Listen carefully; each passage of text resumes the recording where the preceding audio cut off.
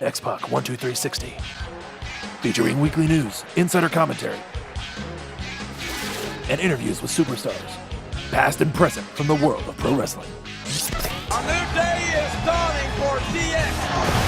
And now, your host, Sean X-Pac Waltman.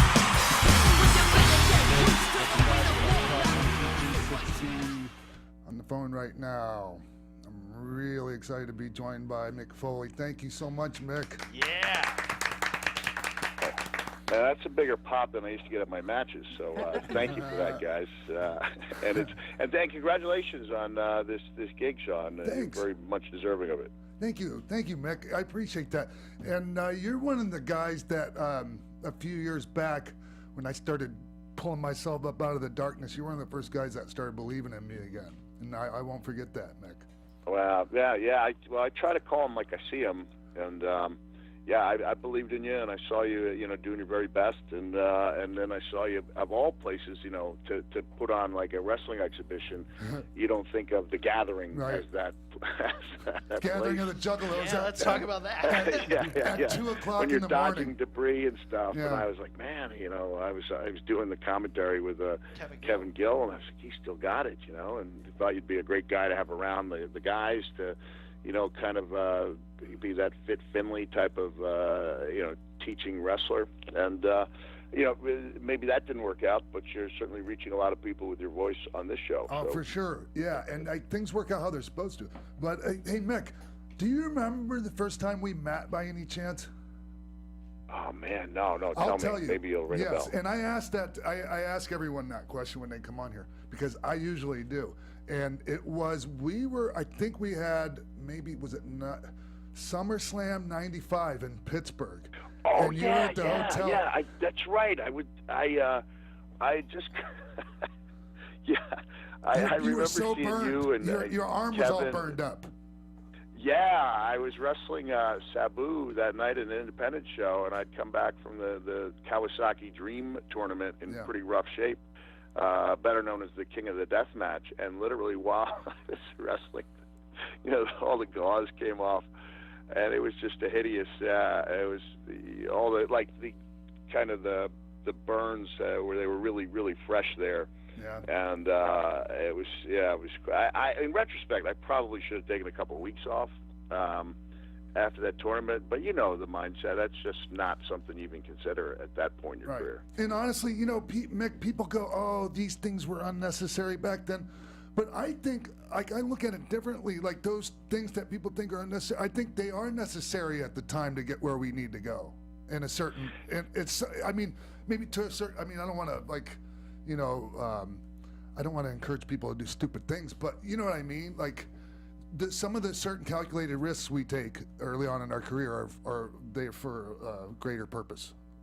Yeah, when people ask me if I have regrets, and I'll say, well, I probably shouldn't have been dropping elbows off of ring aprons in front of really small crowds, on independent shows. But then you go, but if I hadn't been of that mindset where every match was the most important match, I probably wouldn't have gotten to where I did. And I remember, saying words to that effect, like, hey, you don't have to do that every night. To CM Punk when he was all banged up, and he was like, if I didn't, I wouldn't be here. So It's easy to say I shouldn't have. Clearly, we should have done different things as far as protecting ourselves, and chair shots to the head and things like that. And you could argue that the whole deathmatch concept is ludicrous, but I knew exactly what I was signing up for, and that's what it was. That's what it was advertised as. And, I could blame Terry Funk for claiming that we needed to have explosives in the middle. In addition, they set that thing off in the outfield the afternoon before the fans got in, and it sounded, it was the most terrifying thing in the world. And I think my voice rose like 3 octaves. I was like, there's no way. Like, and then Terry goes, well, that looks good, but I think we need another round right in the middle. Right. And that sounds like Terry. If we have explosives on each side and the middle, where are we going to land? And he went, oh, it'll be fine. And it wasn't fine. It absolutely was not fine. And that's actually, that'll be like, I know, you and I mentioned that I was going to talk about my the upcoming show. and the 20 Years of Hell tour. Yeah. And I'm like, if I have to trace back like where that match started, it would be in Japan when Terry Funk became my mentor. You know, where against my wife's wishes, you know, I would listen to Terry. Yes.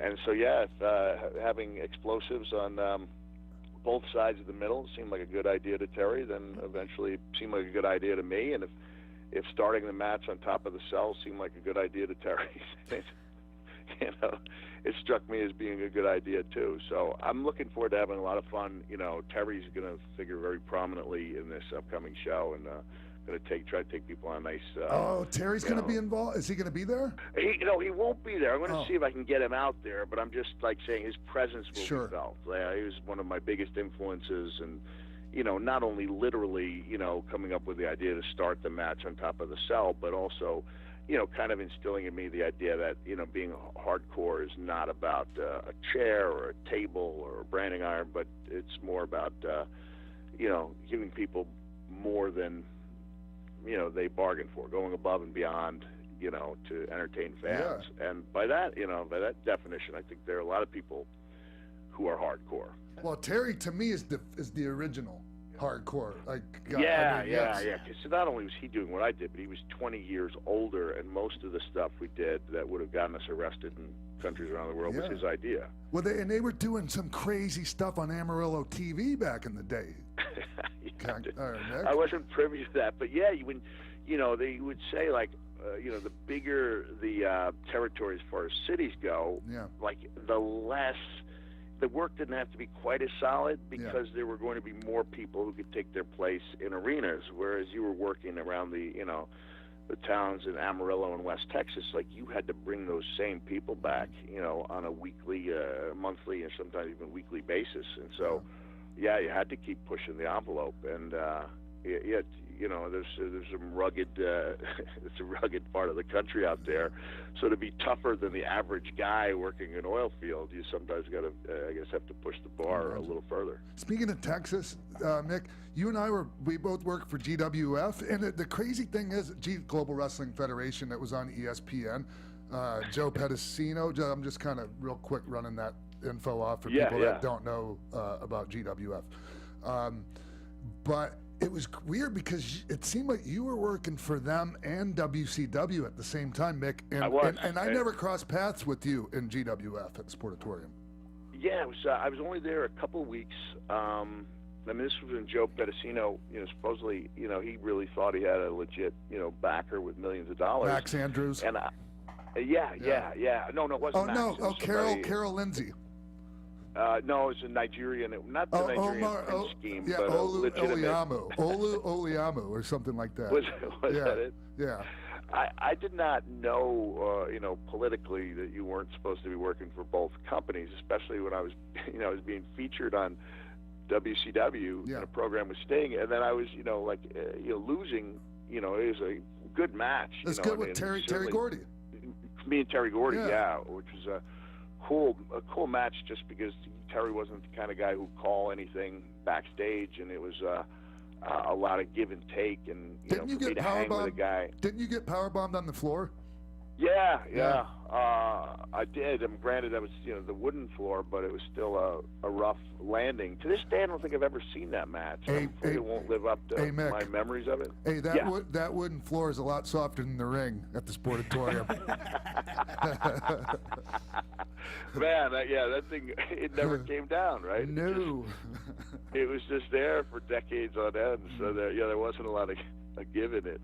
But yeah, eventually it was, you know, Magnum said, we need you to, you know, like, kind of make a choice. And then, you know, he and I just talked about it. I just saw him a couple of weeks ago at a horror convention of all things in Carolina. And, you know, they offered me a pretty standard contract and said it was, you know, it was kind of the carrot, you know, and that next year it would be more. And I just looked at him and I said, Magnum, you've seen the way I wrestle. Like, there might not be a next year. And he said, I'm going to recommend, you know, you get the bigger. I mean, it's not a secret. It was $3,000 a week, which was, you know, that's pretty all good, the money man. in the world to me. Yeah. That was a pretty good WCW I did my own contract. Negotiating, and made a world of difference, and it allowed me to have a family and get a mortgage, and who knows, if it hadn't been for GWF, I don't know if I would have had the confidence to ask for more money out of the gate. I really like that. I like Joe's vision, though. Like, I mean, it was, and Joe just, I mean, I hope that guy's doing good, because he I owe that guy a lot. Like, he gave me the first, international or national platform so everyone could see me. So, anyways. Yeah, I've been hearing about you for years, on the independent scene, and then, I think of all the debuts. It wasn't your debut, but that win over Razor, that was something that very few fans who ever saw it will ever forget.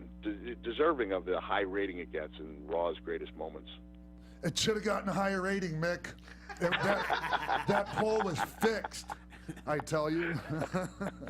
Hey, man. Well, when I was watching it, I was like, all right, the fans obviously going to lean towards things that happened in the last few years. Yeah. And you see things, I don't know, ask again in 10 years and see if a few of these more recent moments stand up. But the fact that was, 22, 23 years ago? Yeah. The one that I'm really grateful to be a part of that ranked really high, can't remember how high it was on the list, but was when you won the title and we were out there with you. So I was part of that moment. Yeah. We got the poster there where you're... To this day, I maintain that it was like you see the look on your face, you get this huge smile on your face, and a Road Dogg, big smile, Triple H, and then Billy Gunn does not look happy. No. To this day, I'm like, he says he wasn't happy because he had to support my big butt on his shoulders. I maintain he's not happy because he was thinking, this should be me. Should be me, yeah. No, but wow, Mick, how could we not have those big ass smiles on our faces? Like those were about as authentic of happy smiley faces as you could get, man. Yeah, that was a fun few weeks where I was like kind of like an honorary DX member. I can't even remember how that started, but you guys were out there with me. It just started organically.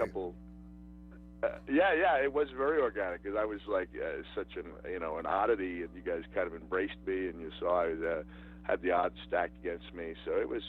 It was a lot of fun. And Mick, even the moment after you won, that moment of all us in the ring, that wasn't planned. We didn't talk about that beforehand. No, and I look back, like I wrote about this in the first book.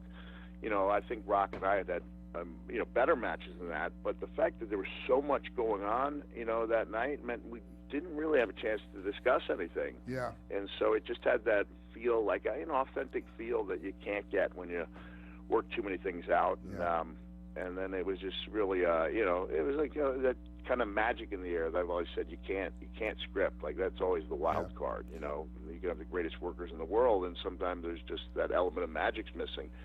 But that night, it was there, and Stone Cold's music hit, and the place went crazy, and we got the 3 count, and then of course the ratings played into our really worked out, and that night became a real watershed moment for the company.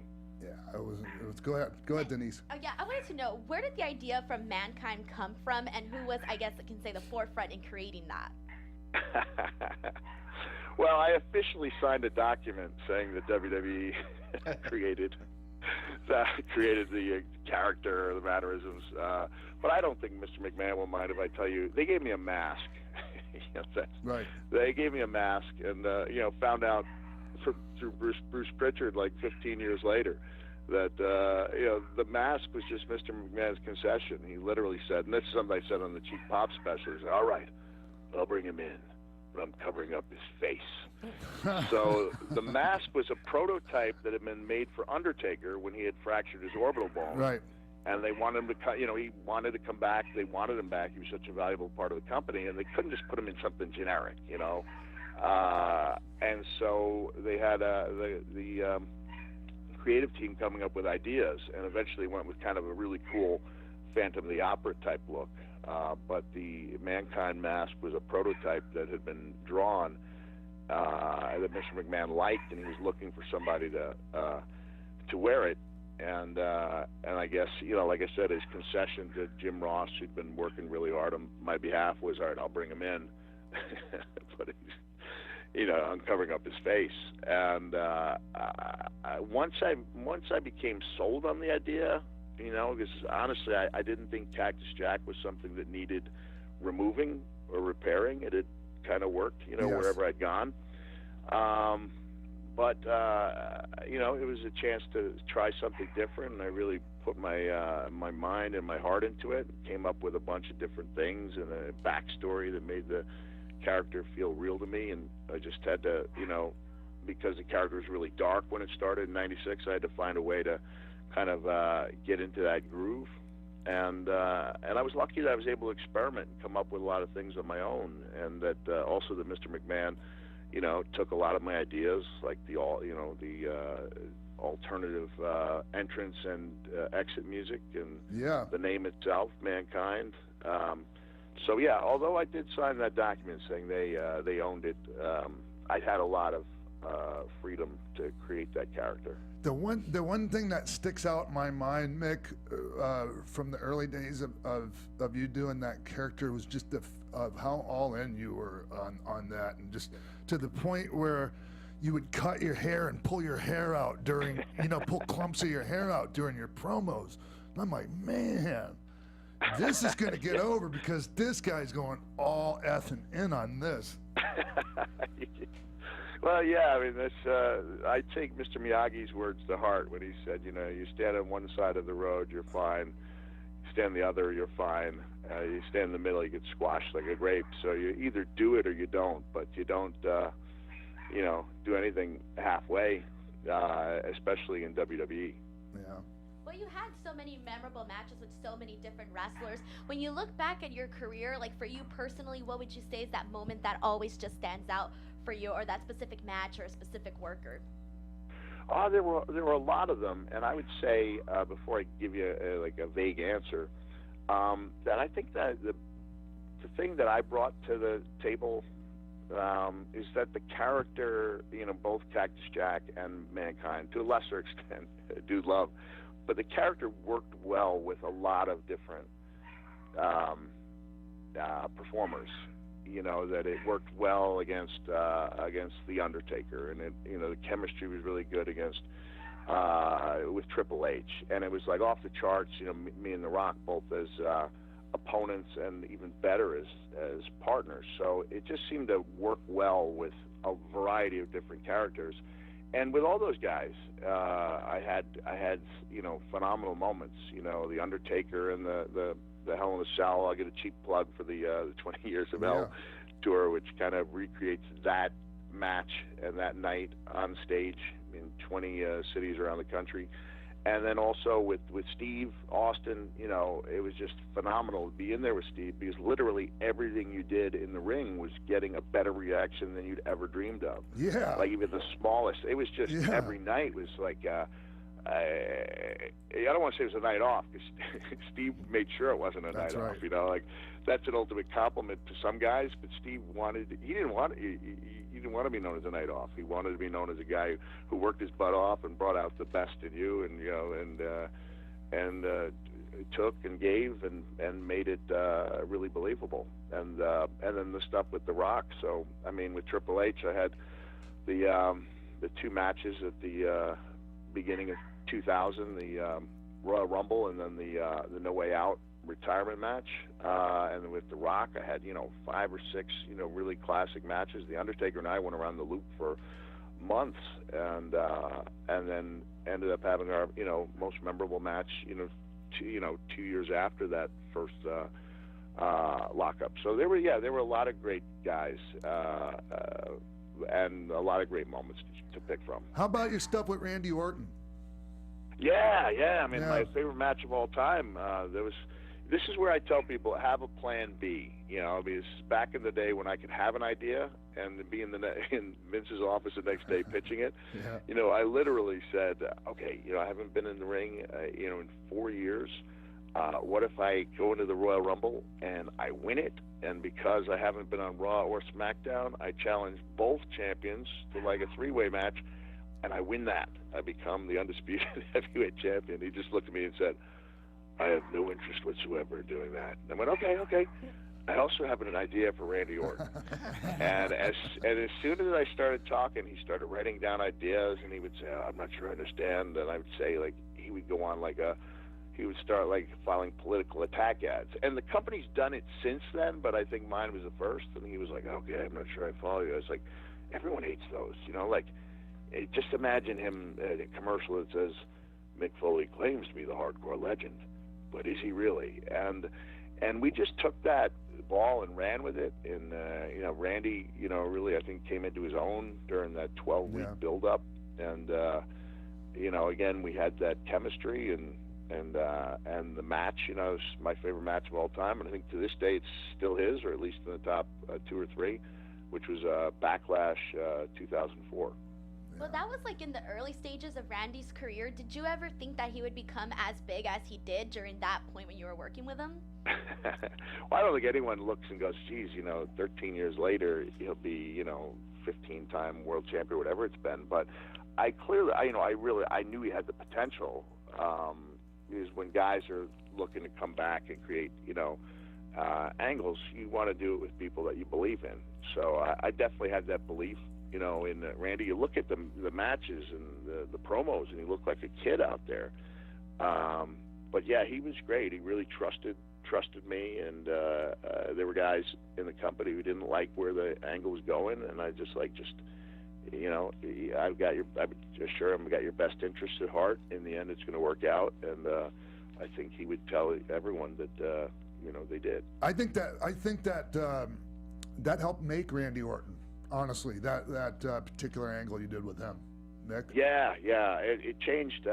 It's so much so. You brought him to the next level. I caught the red eye home from Edmonton, and my son Huey was he was like 1. He was dehydrated, so he was in the hospital. So I spent several hours in the hospital with him.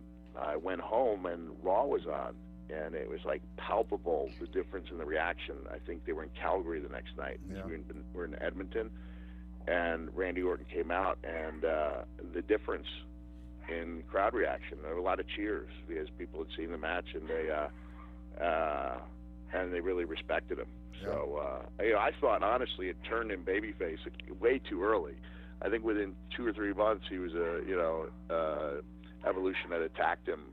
And I hate to see a turn happen too early, but it was hard not to admire him after the beating he took in that match. Yeah. Hey, Mick, I'm working on my autobiography right now, and I try to do it myself, but I need someone to help me. So Maria Menounos' husband, Kevin, is writing it with me. Anyway, nice. Yeah, and he's a great author.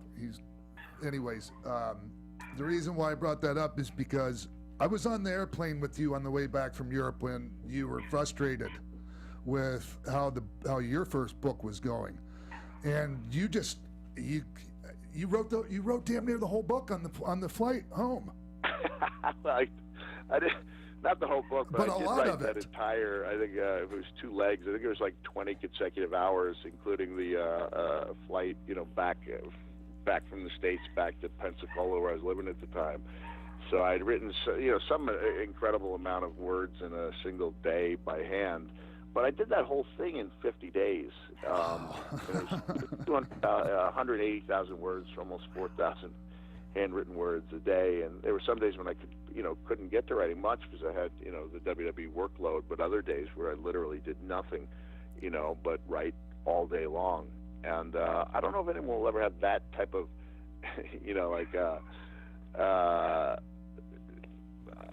momentum, I guess, or that kind of feeling, like that feeling of urgency. Because I did have a writer who was doing it, and I just thought, deep down, I was like, not deep down, I just thought, obviously, and I sounded crazy to Judith Regan at the time when I told her I wanted to do it myself, because, no athlete or celebrity, wrote their own, or I don't want to say no, but it was very, very rare, and especially the idea of a wrestler doing it seemed pretty shocking. And I just said, well, I'll tell you what, let me hand in something and we'll see if you like it. And a few days later, I sent in 72 pages of notebook paper. And she called me back. She said, "We like it. I think let's go for it." And thankfully there was a market for it, and it changed, opened up a lot of opportunities for me. And for others, Mick. Yeah. And That, even yes. even above and beyond the book, it just it made me see that you could try anything. Like almost anybody's career. Mine has been marked by far more failures than successes. But I've always said the worst thing in the world is to be. I don't know if I've always said this. It's probably not literally the worst thing in the world, but I don't want to be that guy sitting around on my couch 10 years down the line going, I should have done that. I should have given it a try. And so I do my best not to be that guy. And sometimes it works out, sometimes it doesn't. But I don't often sit around going, I wonder what if. Yeah, Nick. Hey, we're getting towards the end of this, and I'm so grateful, like I said earlier, for your time. But I just wanted to give you an opportunity to talk about in depth the 20 Years of Hell tour.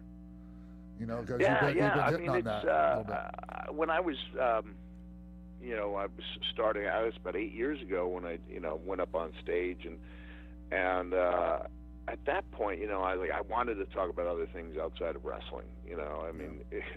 Every guy, I think, starts out by talking about, his body parts, because you can do it.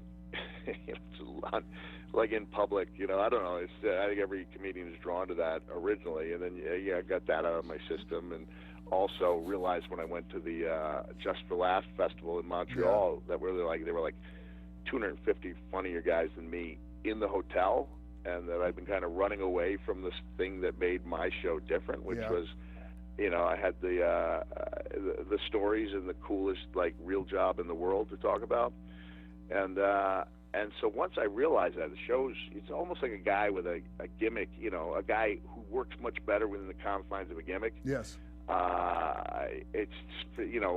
It just, instead of saying you can do any move in the world, everything is fair game, you tighten it up and you say, here's your character, this is what your character would be doing.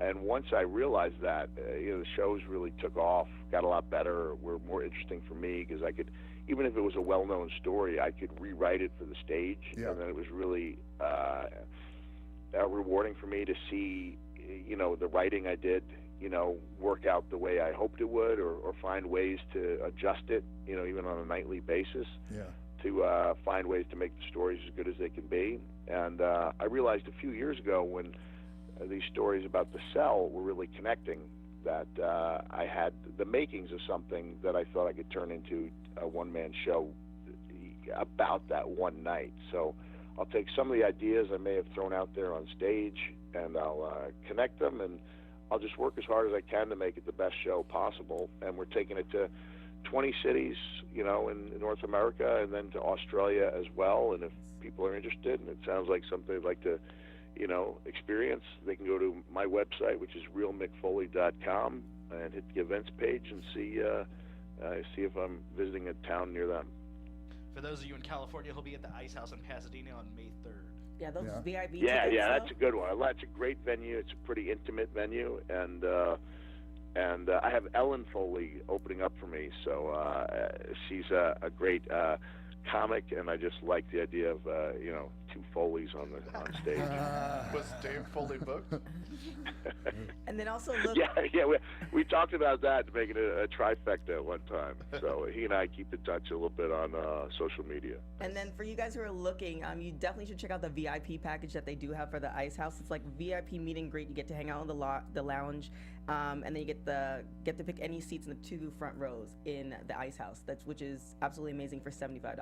Wow. So I'm sure there's not gonna be that many tickets, so don't wait on that. Well, I'm going to correct you, and this is something you probably shouldn't do, is you go out and say, hey, the tickets to the Ice House are like one of only 3 cities that are not moving quickly, so you can get those, you can get really good seats. But it's a small venue, and we do expect it to fill up as we get closer to showtime. But as of this moment, if you're near Pasadena, you can get tickets, and they'll be good ones too.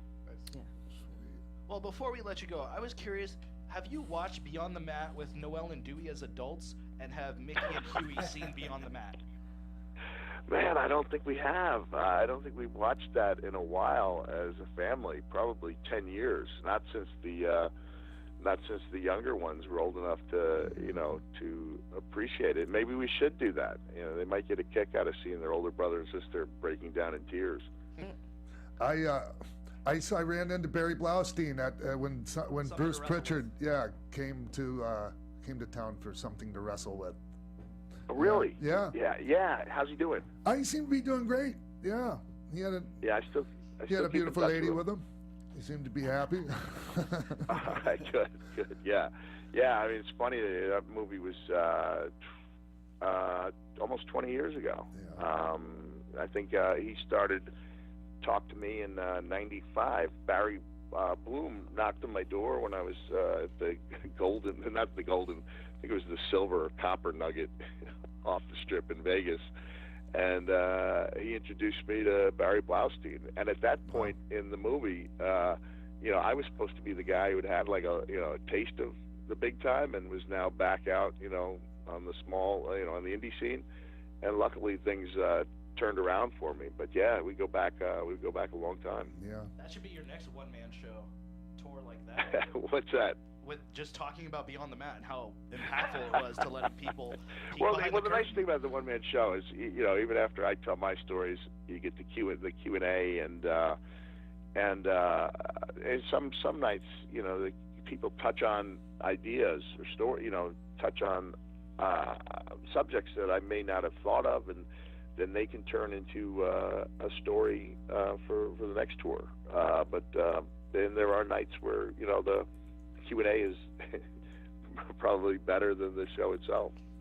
We talked about your tour and all these dates you have upcoming. Are you going to be all in on September 1st? Oh, man. I don't know. I really take my hat off to those guys. All those guys, they really reached an audience, and I saw the phenomenon of the Bullet Club shirts, and spent a few hours writing about it, and I got hundreds of comments, and so many of them touched on the same thing, which was these guys have made watching wrestling fun for them.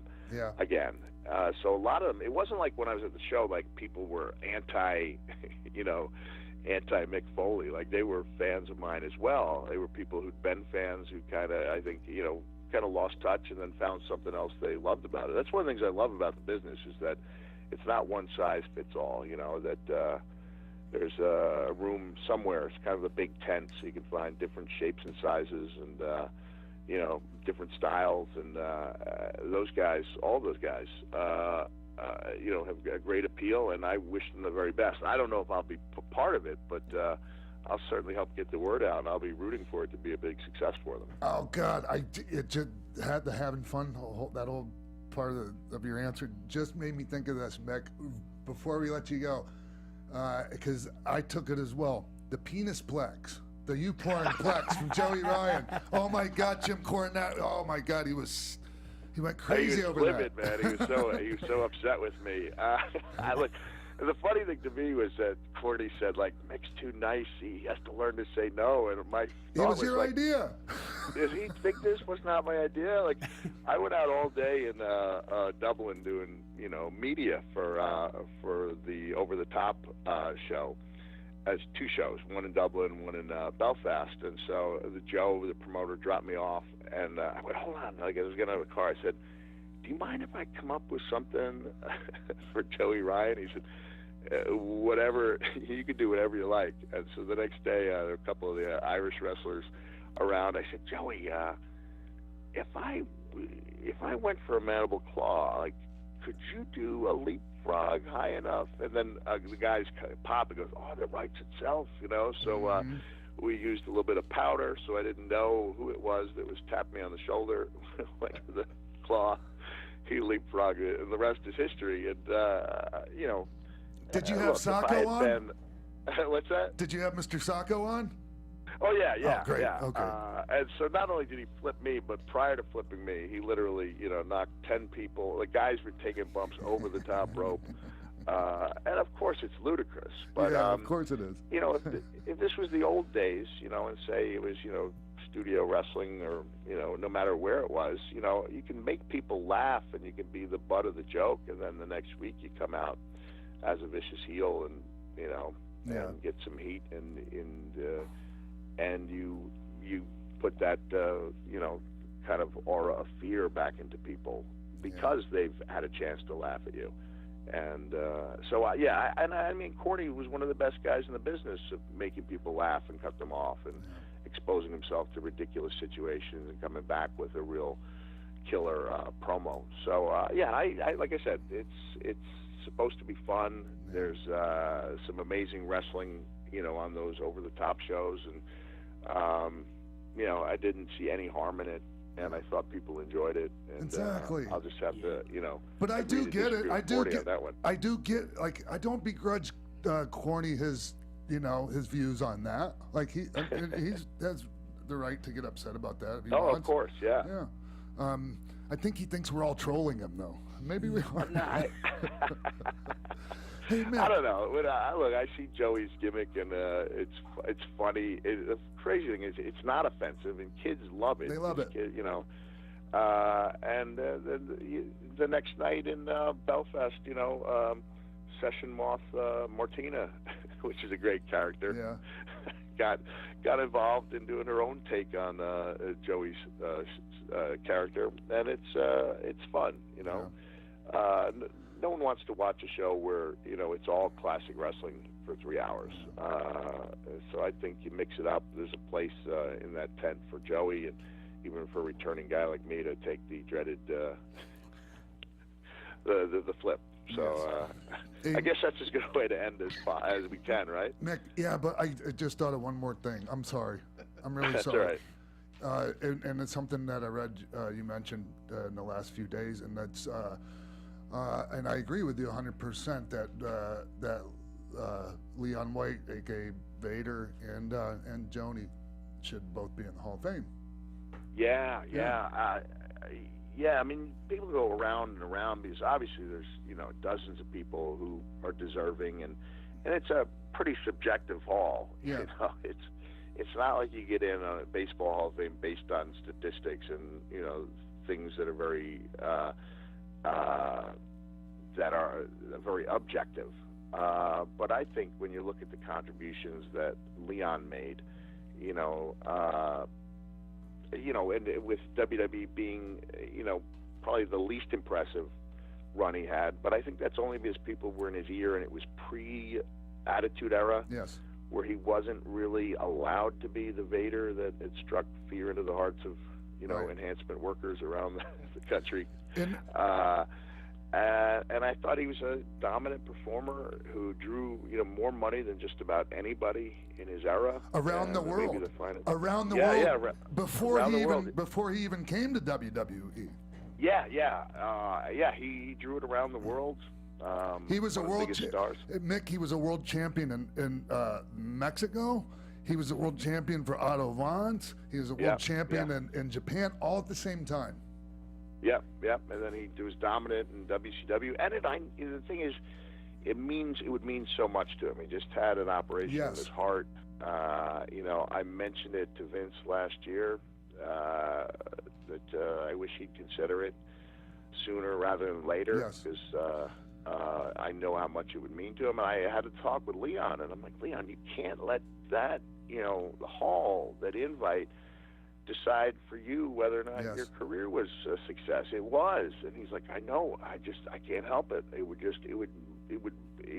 said it felt like it would legitimize his career. And I'm like, you that's can't sad. Tell someone. Yeah, it's sad to hear that he thinks that. Yeah, and I think it's just for Joni, I think it would be, I love the fact that she's mentioned on WWE, that, you know, they show her in video, and I hope it's a sign that, you know, one day she'll be in. And again, it's you know, if it's inevitable that one day she'll be in, even though I don't think it is, I'd just like to see it sooner rather than later as well. Yes. Yeah.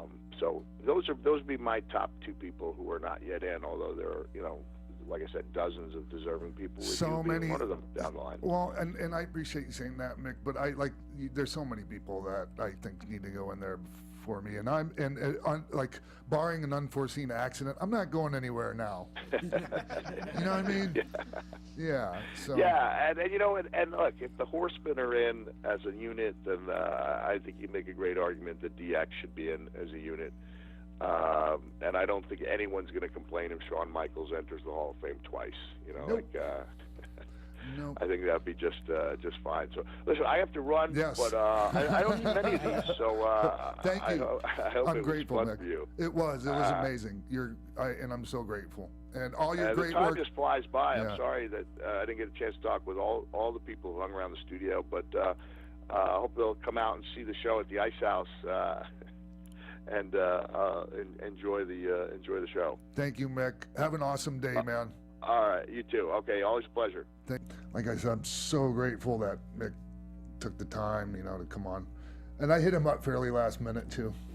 I had a couple other guests Irons in the lined fire. up. Yeah, but I upgraded to Mick when I had a chance. Anyways, what were you going to say about some of the stuff that Mick wanted to talk about? that you Well, didn't Mick get will to? also be at WrestleCon. He Yes. wanted to mention that, as well as his 20 Years of Hell tour. Yep. You'll be at WrestleCon for that wrestling club all 3 days, Yep. along with Mean Gene, Kevin Nash, and Al Snow. Yeah. As well as this Friday in Cleveland, Tennessee for One Fall Power Factory presents One Fall Wrestling. You'll be wrestling on Friday, and then Saturday, that same company, Power Factory 1, the number 1, FW, has a seminar that you'll be performing at, helping students. And then later that night in Canton, Georgia. I'm in Tennessee one night too. Tennessee Friday. Yes. Saturday is the seminar. Okay. And then Saturday night, you're in Georgia wrestling Okay. at Canton, Georgia for Georgia Premier Wrestling. All right. I'll take your word for it. I hope so. Stay tuned to Sean's Twitter to find out all that information. Is that Glacier School that you're helping? Yes, that is. Actually. Good friend Ray Lloyd. He's Yeah. a good dude. Yeah, we love Ray. Yeah. And anyways, I was about ready to go off on a tangent about Ray. Sorry, that's my fault. Save My that for fault. next week. Anyway, all right. So Marty, again, real quick, all your social media stuff and the name of your supplement company. Go find me at Martin Casaus on Facebook, Instagram, and Twitter. You can find my supplements at martincasaus.com. Basically, look up Marty the Moth. You'll find me on everything. Thank you, Marty. So grateful that you came down, and I'm grateful that you brought some product for me to try. Gotta let me know, brother. How it Thanks, works. man. Thanks, bro. All right, everyone. Tune in next week, right here on X-Pac 12360 on Westwood One and the Jericho Network. Oh, yeah. From executive producers Maria Menounos, Kevin Undergaro, Phil Svitek, Sean Waltman, producers Mark Donica, Jimbo Frank, and TK Trinidad, and the entire X-Pac 12360 staff, we would like to thank you for tuning in. Like us on Facebook, rate and comment on iTunes and YouTube. Follow X-Pac on Twitter at TheRealXpac, and email us at xpac12360show@gmail.com.